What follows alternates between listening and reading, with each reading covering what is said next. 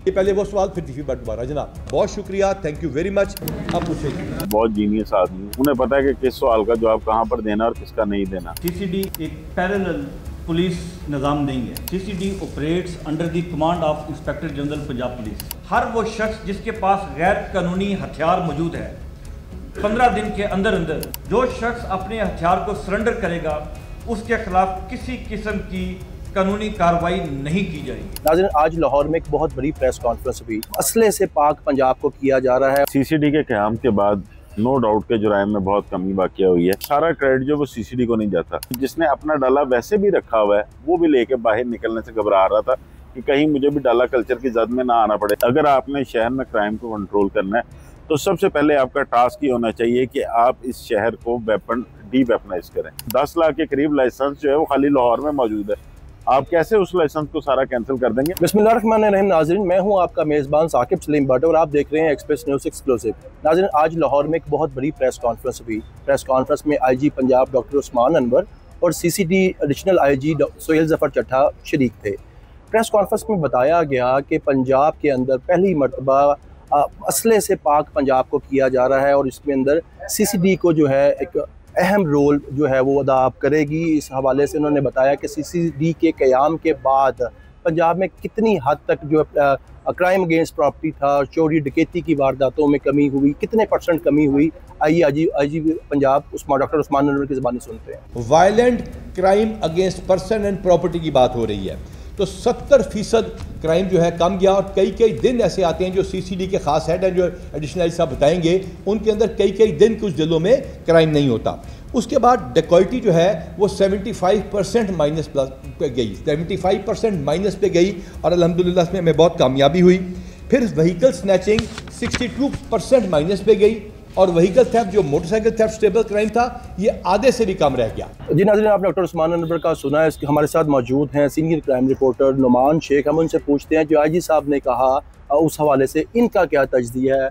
नुमान, आप बताएं कि सीसीडी के क़याम के बाद डॉक्टर साहब ने बताया कि इतने % जो है वो गाड़ियों में, स्नैचिंग में, चोरी डकैती में, वारदात में कमी आई है, क्या कहते हैं आप? देखिए, सीसीडी के क़याम के बाद नो डाउट के जुराइम में बहुत कमी वाक़या हुई है और इसमें सारा क्रेडिट जो वो सीसीडी को नहीं जाता। सीसीडी के क़याम से पहले भी जिस तरह लाहौर की अगर हम बात करें तो डीआईजी ऑपरेशन फैसल कामरान जो इनकी टीम भी जो काम कर रही थी उसमें भी लाहौर में तकरीबन 40% जो है क्राइम लेस हो चुका हुआ था। उसके बाद सीसीडी का क़याम और सीसीडी ने जिस तरह पुलिस एनकाउंटर्स का एक जो सिलसिला है वो शुरू किया, फिर उसके अलावा जो AVLS ने काम किया उसमें नो डाउट कि जो लाहौर में 100 के करीब मोटरसाइकिल चोरी हो रही थी वो अब 10 से 15 पे आ गई। उसके अलावा कार स्नैचिंग की वारदात जो है वो 10 से 15 थी, मामूल की बात थी महीने में। 62% कहने का वो तकरीबन जो है 2 से 3 में रह गई।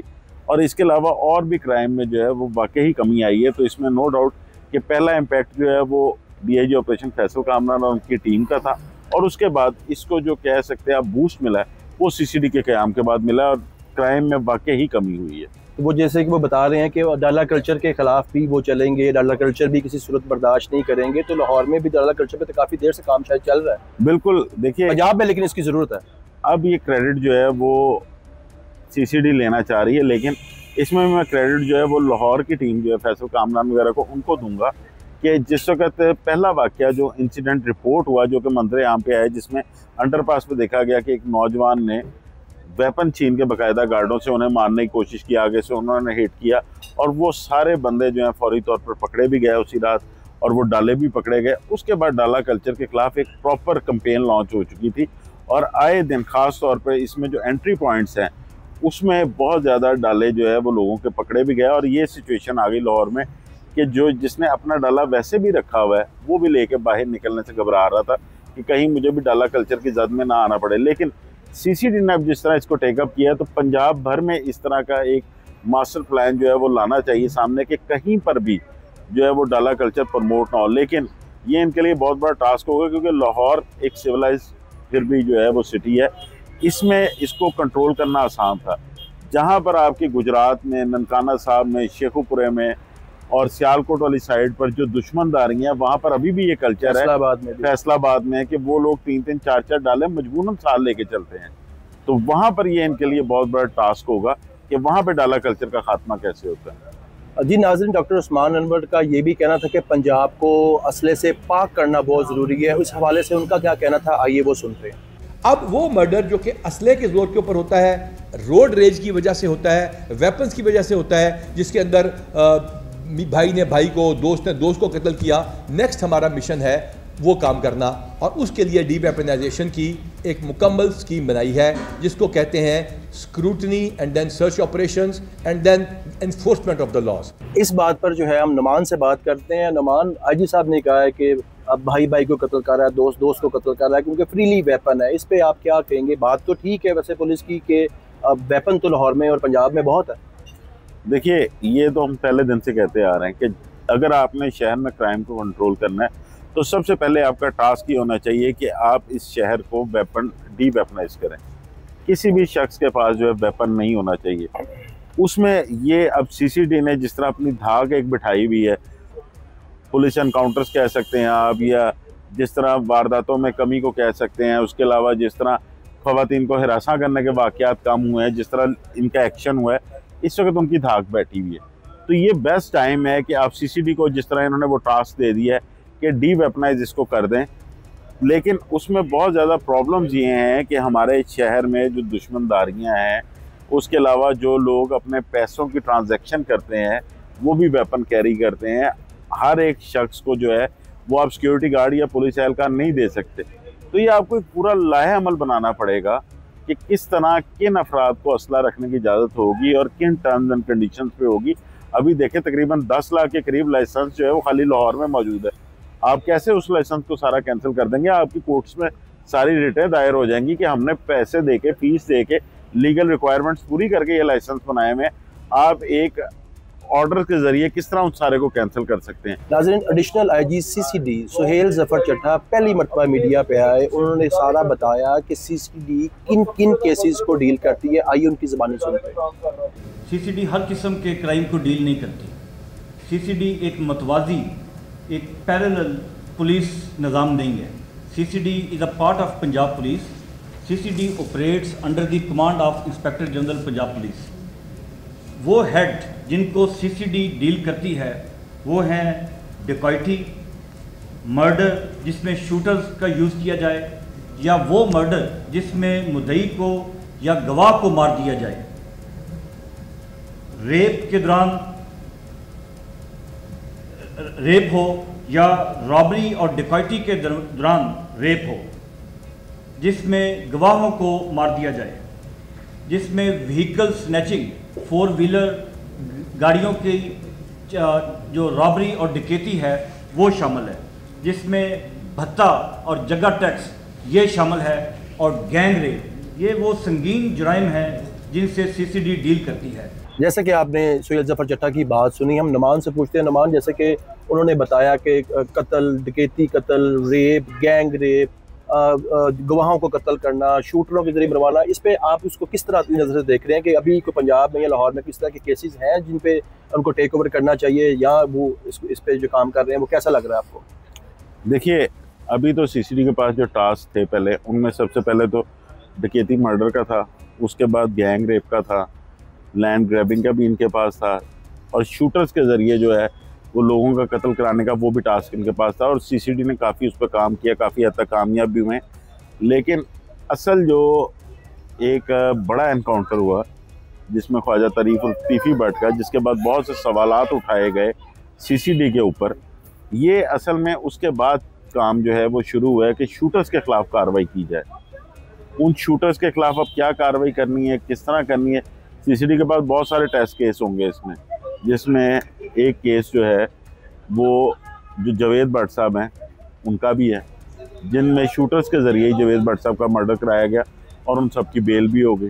फिर उसके बाद जो केस था ये बलाज मर्डर केस चला, उसमें तो जो कातिल था वो तो खुद मकतूल हो चुका था, लेकिन उसके साथ जो वहाँ से लोग गिरफ़्तार हुए थे उनका ट्रायल किस तरह का होता है।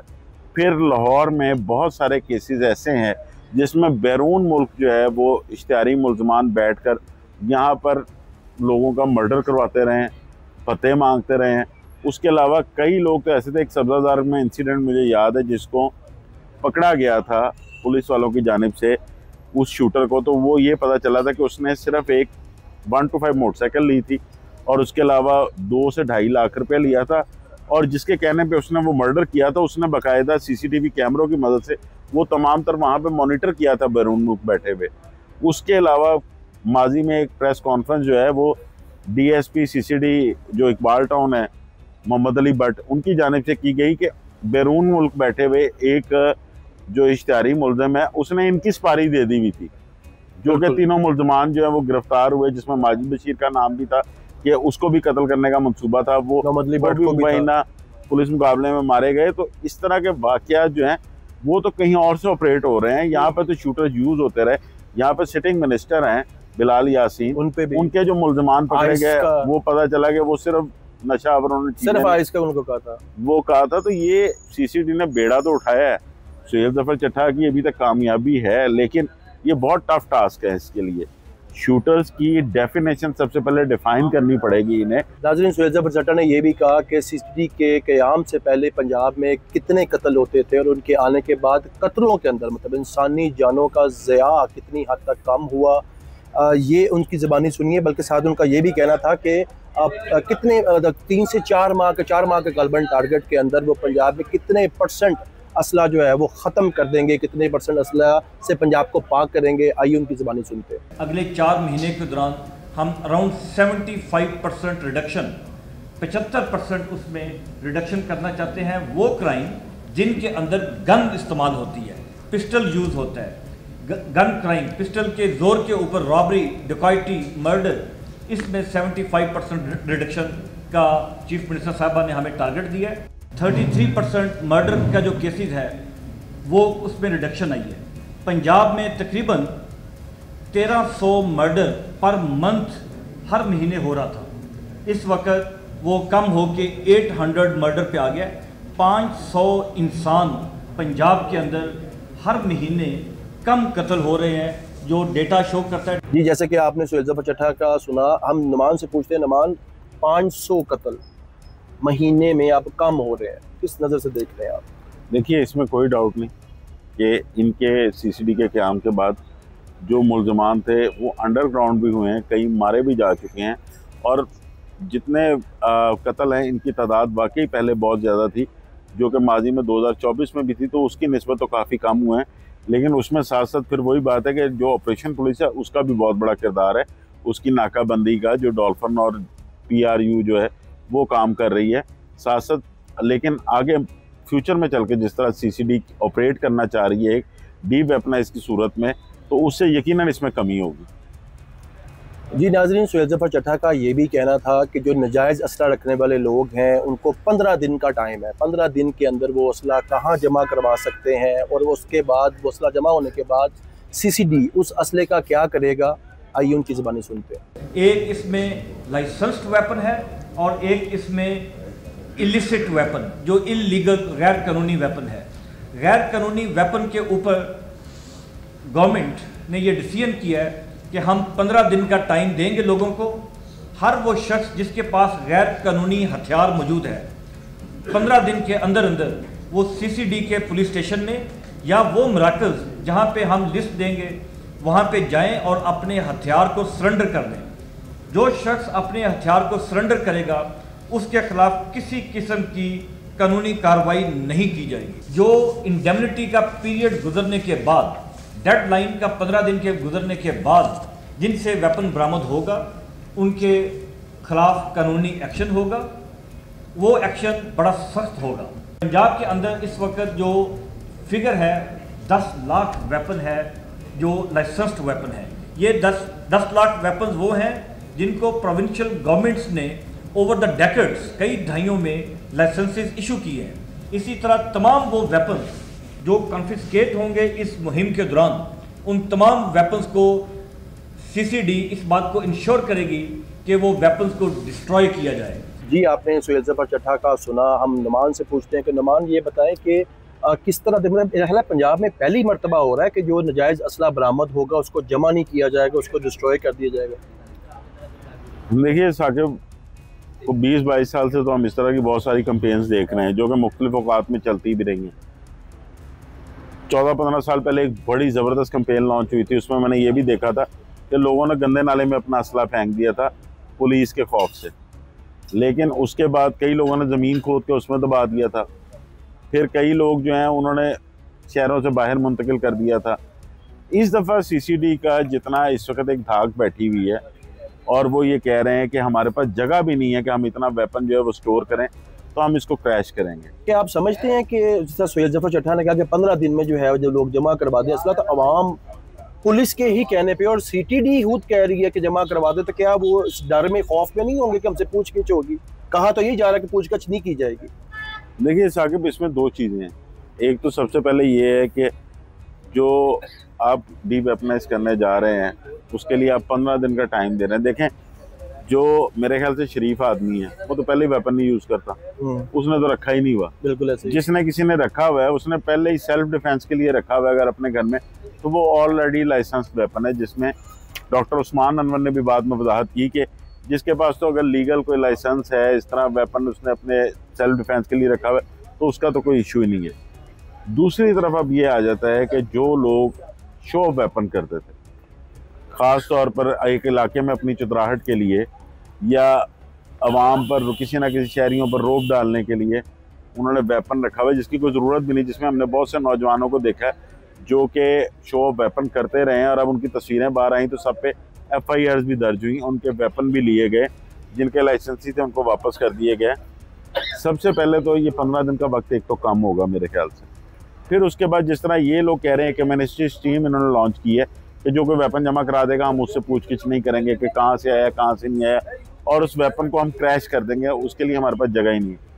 देखें, एक तरफ आप कह रहे हैं कि हम सिक्योरिटी गार्ड्स जो हैं प्रॉपर उनको हम ट्रेन करेंगे, ट्रेन करने के बाद वेपन का यूज़ उन्हें बताएंगे, तो मेरे ख्याल में तो बेहतर ये है कि आप उस वेपन को डिस्ट्रॉय करने की जगह या क्रैश करने की जगह आप उसके नंबर्स मिटाएं, अपनी किसी सिक्योरिटी कंपनी से डील करें, उसके ज़रिए वो वेपन उनको रेंट पे दें या सरकारी असले के तौर पे दें ताकि पता हो कि कहाँ पे वेपन चल रहा है, या अपनी पुलिस के इस्तेमाल में ले आएँ। आप क्यों उसको क्रैश करने जा रहे हैं? उसका फ़ायदा किसको? आप क्या समझ रहे हैं कि जो असला नाजायज़ जमा होगा लाहौर पुलिस के पास या पंजाब पुलिस के पास उस लेवल का असला नहीं है? आप ये कहना चाह रहे हैं कि वो उसका नंबर मिटा के देखिए सरकारी नंबर? मेरे ख्याल से तो जो असला इनके पास जमा होगा बहुत बेहतरीन भी है लोगों के पास असला यहाँ पे, उसमें से देखें वो कौन सा काबिल इस्तेमाल है, उसको वो उसका नंबर मिटाएं, अपने यूज़ में लेके आएँ। आप क्यों उसको क्रैश करने जा रहे हैं? देखें, आपके पास वेपन स्टोर करने की जगह नहीं है, इसका मतलब है कि अभी भी भाम मौजूद है कि आपको ये लग रहा है कि अगर हमने वेपन स्टोर किया तो कल को कोई ना कोई रेट हो जाएगी या कुछ ना कुछ हो जाएगा तो वेपन हमें लोगों को वापस करना पड़ेगा। पहले आप गवर्नमेंट से एक अपनी पॉलिसी डिसाइड करके स्ट्रॉन्ग लेके आए, कानून साजी तो हो रही है, कानून साजी उसमें प्रॉपर करें। वो कहते हैं 8-10 दिन में हो भी जाएगी। देखिए, किसी चीज़ का भी ख़त्म करना जो है वो उसका हल नहीं होता। इसमें आप एकदम कह दें जी 15 दिन में जमा करा दें तो क्राइम आपका ख़त्म हो जाएगा, ये पॉसिबल नहीं है। ये माजी में भी बहुत इस तरह के काम होते रहे हैं, लेकिन असल चीज़ है सबसे पहले कानून साजी के बाद फिर उस पर इम्प्लीमेंट करवाना। जी, जैसे कि आपने असले की बात की, सुहेल ज़फ़र चट्टा ने अब पंजाब में और लाहौर में जो दुश्मनी है उसके बारे में भी एक बात की, पहले वो बात सुनते हैं। जो दुश्मनियाँ हैं लॉ उनके ऊपर भी इन्फोर्स होगा, डी वेपनाइजेशन की जद में वो लोग भी आएंगे। अगर वो समझते हैं कि दुश्मनी बहुत ज़्यादा है और उनकी जान को संगीन खतरा है तो हम उनको स्ट्रांगली रिकमेंड करेंगे कि वो सुलह कर दें, अपने दुश्मनों से सुलह कर दें। अगर वो समझते हैं कि सुलह मुमकिन नहीं है तो और खदशात भी मौजूद हैं तो वो दुबई जा सकते हैं, किसी और जगह जा सकते हैं। पाकिस्तान में बैठ के वेपन की ब्रांडिशिंग करना और इम्प्यूनिटी के साथ बाकी लोगों को हरासा करना, दुश्मनी की बुनियाद के ऊपर किसी इंडिविजुअल को लाइसेंस नहीं मिल सकता कि वो 15-15, 20-20 वेपन्स के लाइसेंस वाले वेपन्स भी हों और उनको उठा के घूमता फिरे, अपने घर के ऊपर मोर्चे बने हों। इस बात की परमिशन नहीं दी जा सकती। We are a civilised country and we should be a civilised country. जी, जैसे कि आपने सुना सुहेल ज़फ़र चट्टा का कहना था कि दुश्मनदार जो हैं वो वेपन का डिस्प्ले नहीं कर सकते, घरों के बाहर मोर्चे नहीं बना सकते। तो लाहौर में, पंजाब में, बहुत सारे पंजाब के शहरों में सिलसिला तो है, जान को ख़तरा तो है कि एक बंदा अगर दरख्वास्त देता है कि मुझे जान को ख़तरा है तो पुलिस के पास, मैं ये नहीं कहता कि वो सीरियस नहीं है उसको, लेकिन उनके पास नफरी नहीं है उसको सिक्योर करने के लिए। और जब वो बंदा मरता है तो पता लगता है कि वो एप्लीकेशन तो बिल्कुल ठीक थी, उसको वाकई ख़तरा था। तो किस तरह देखते हैं आप? देखिए भट्ट साहब, जिस तरह के सुहेल ज़फ़र चट्टा साहब ने दुश्मनदारियों की बात की, इसमें अगेन वही बात है कि आप अपना एक ऑर्डर दे के किस तरह मुसल्लत कर सकते हैं आवाम पे। देखिए, आपको इसमें प्रॉपर रोल प्ले करने की ज़रूरत है। जिस तरह किसी दो ख़ानदानों की दुश्मनी है, हम लाहौर की बात नहीं करते, हम ऑल ओवर दी पंजाब बात करते हैं। आप पहले अपने रिटायर्ड पुलिस ऑफिसर्स पे, या जो आपके इस वक्त सिटिंग कोई पुलिस ऑफिसर्स हैं जो अच्छी पोस्ट पे बैठे हुए हैं, वो उसके साथ जो आपके वहाँ के पॉलिटिकल बंदे हैं जो कि वोट लेके आए हैं, आखिर उनका असर और रसूख उन इलाकों में है। आपकी अमन कमेटियाँ मौजूद हैं, आप पहले उनकी एक कमेटियाँ बनाएं कि भाई इसमें कोई ये डीसी लेवल का बंदा शामिल है, डीपीओ लेवल का शामिल है। दुश्मनी के हिसाब से कई दुश्मनियाँ ऐसी हैं जो कि मुकामी एसएचओ भी ख़त्म करवा सकता है या सुलह करवा सकता है।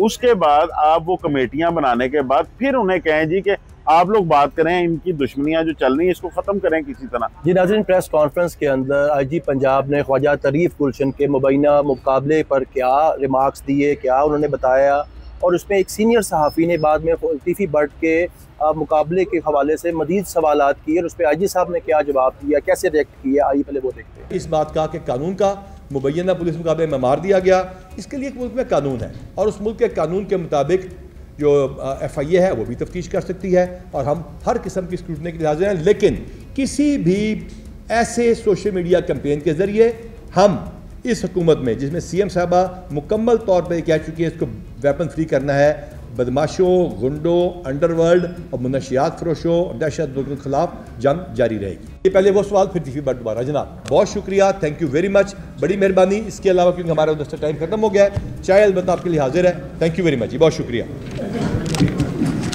अब पूछे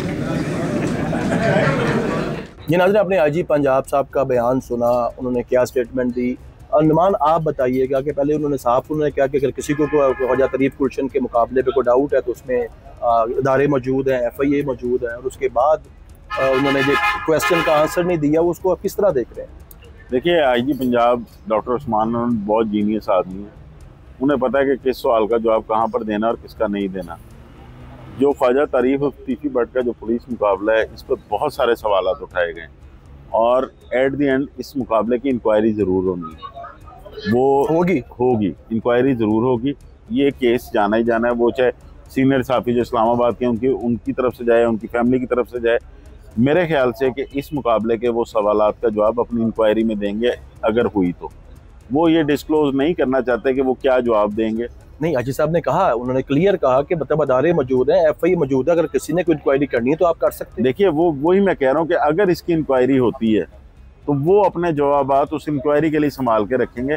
वो जितने आईजी पंजाब एक कह लें कि इवल जीनियस आदमी है, वो कभी भी ये नहीं बताएंगे सवालात के जवाब कि क्या हुआ, कैसे हुआ, कब हुआ, कि केस उन सवालात की रोशनी, उन जवाबात की रोशनी में न तैयार हो जाए। तो वो इस तरह का कभी भी जो है वो, क्योंकि इस पे बहुत सारे एलिगेशन जो हैं वो सीनियर साफ़ी जो मोहसिन बेग साहब हैं उनकी जानिब से लगाए जा चुके हैं।